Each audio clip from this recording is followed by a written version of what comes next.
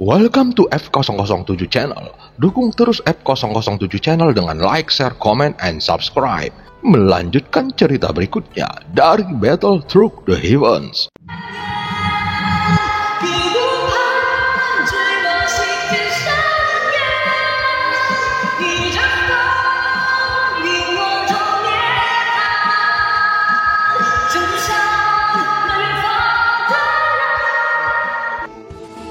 Selamat beraktivitas dan terima kasih atas dukungannya selama ini.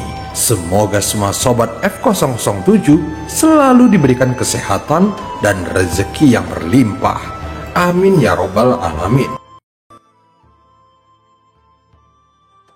Pada part sebelumnya, Xiaoyan mengeluarkan kembali Dinmo dari dalam bendera penekan jiwa. Kemudian Xiaoyan memintanya untuk bekerja sama, namun dia masih menolaknya.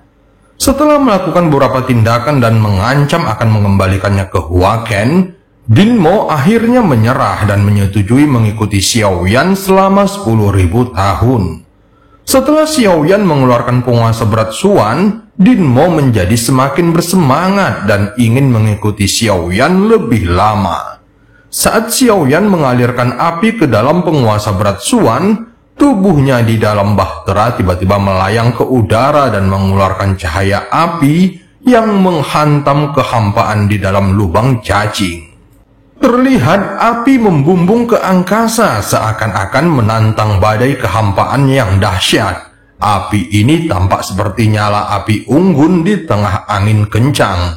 Walaupun api ini tampak kecil dan tidak mungkin menghancurkan keganasan badai kehampaan raksasa, tetapi kekuatan dari api ini melebihi imajinasi semua orang dan bahkan mengejutkan Xiaoyan yang langsung mengayunkan satu kakinya ke depan. Seketika api kecil itu menciptakan kekuatan yang menakjubkan di dalam badai kehampaan dan langsung membakar serta memusnahkan badai kehampaan raksasa di dalam lubang cacing. Xiaoyan segera kembali ke bahtera dan kekaguman di mata keabadian para dewa menjadi semakin kuat. Saat berikutnya, penguasa berat Xuan terpisah dari tangan Xiaoyan dan kemudian sosok Dinmo keluar dari bilahnya. Dia berubah lagi menjadi pria berjubah putih dengan sikap anggun dan ada lambang pedang di alisnya. Sekarang tampilannya mengandung sedikit keganasan. Sayang sekali. Xiaoyan memandangi Dinmo yang terpisah dari penguasa berat Xuan dengan ekspresi terkejut. Kemampuannya dapat meningkatkan kekuatan pedang. Tak heran itu membuat Huaken mencari-carinya dan memberikan senjatanya untuk meningkatkan kekuatan aturan serta meningkatkan kualitas senjatanya.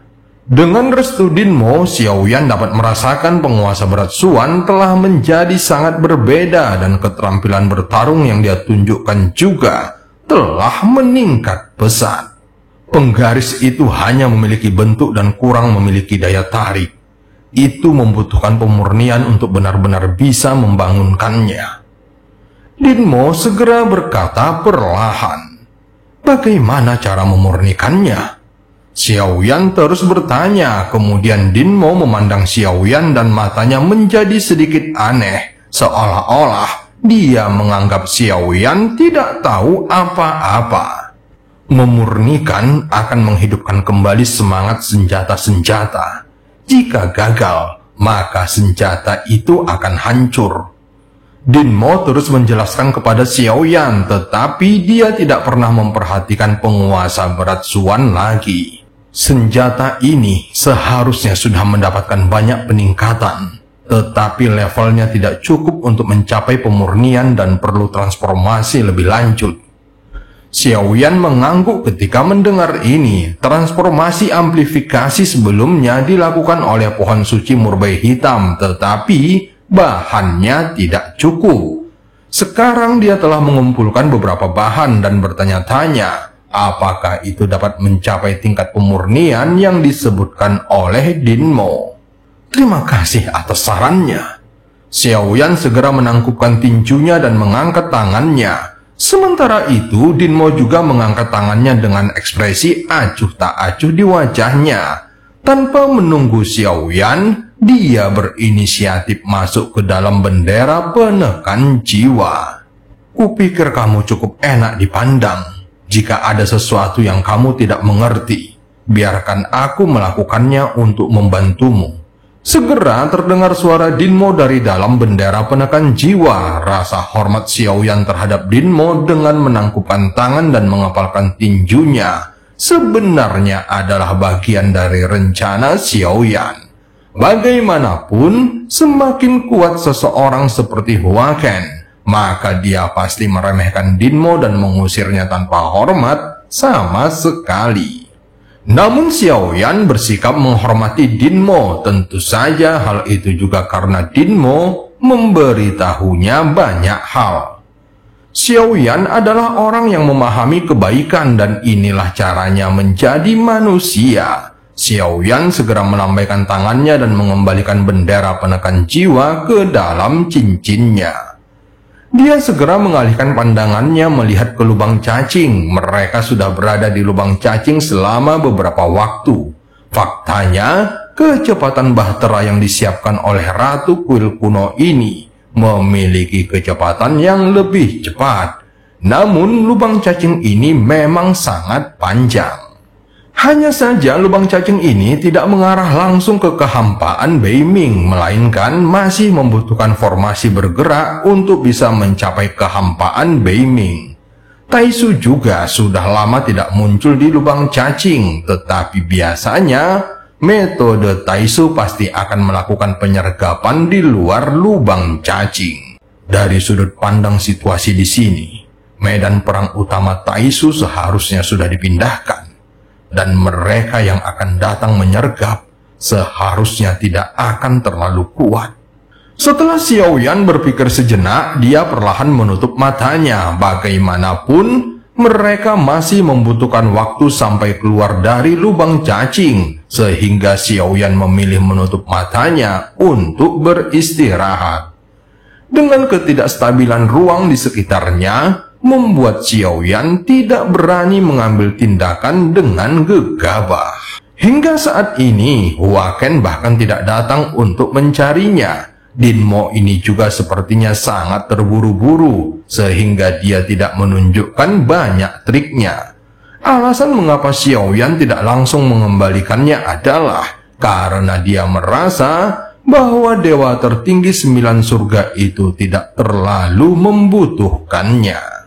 Pada saat ini di luar lubang cacing, divisi B memimpin penggabungan banyak prajurit Taisu. Terlihat ada sesosok tubuh dengan rambut pirang yang menari di belakangnya, duduk di atas kepala naga bersayap 2. Selain prajurit Taisu yang menyebar, masih ada ratusan bola hitam yang terlihat di kejauhan. Mereka tersusun teratur dan tampak seperti sebuah formasi.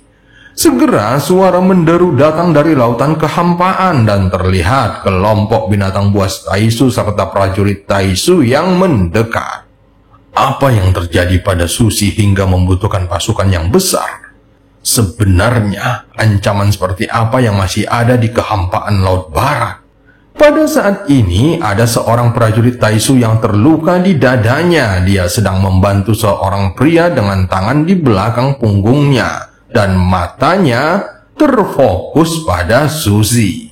Pada saat yang sama terdengar suara siulan yang datang dari sisi lain, dan saat melihat ke arah suara tersebut, ada sejumlah pasukan yang bahkan lebih besar mendekat. Pemimpin mereka seorang wanita yang mengenakan baju besi putih salju dan penampilannya sangat menarik perhatian. Segera mereka berkumpul dengan pasukan Taisu lainnya. Kedua saudara sudah lama tidak bertemu. Wanita berbaju besi seputih salju itu menangkupkan tinjunya dan tangannya dengan senyuman di wajahnya. Eksistensi seperti apa yang sebenarnya sedang dihadapi saudara Suzy? Wanita yang bernama Bailin ini bertanya dengan penuh penasaran. Semua prajurit Taisu kita di kehampaan Laut Barat telah mati, dan tidak ada satupun yang tersisa. Hal ini membuktikan bahwa situasinya tidak sederhana, dan lebih baik kita berhati-hati. Jadi aku meminta kepada kalian berdua datang untuk membantu. Susi segera berkata perlahan, "Hanya beberapa prajurit Taisu saja yang mati di kehampaan Laut Barat. Mengapa kita perlu melakukan hal ini? Mungkinkah ada keberadaan keabadian para dewa yang begitu kuat?" kata Bailin dengan nada menghina. "Itu belum tentu dari dunia sensi. Apakah menurutmu dunia sensi ini tidak memiliki keabadian para dewa? Baiklah, mari kita tunggu saja. Jika kita benar-benar menghadapi bahaya, mungkin akan ada beberapa variabel dan sebaiknya kita tetap berhati-hati." Susi segera berkata dengan suara yang dalam, "Sebelumnya, kita sudah menyisir kehampaan Laut Barat.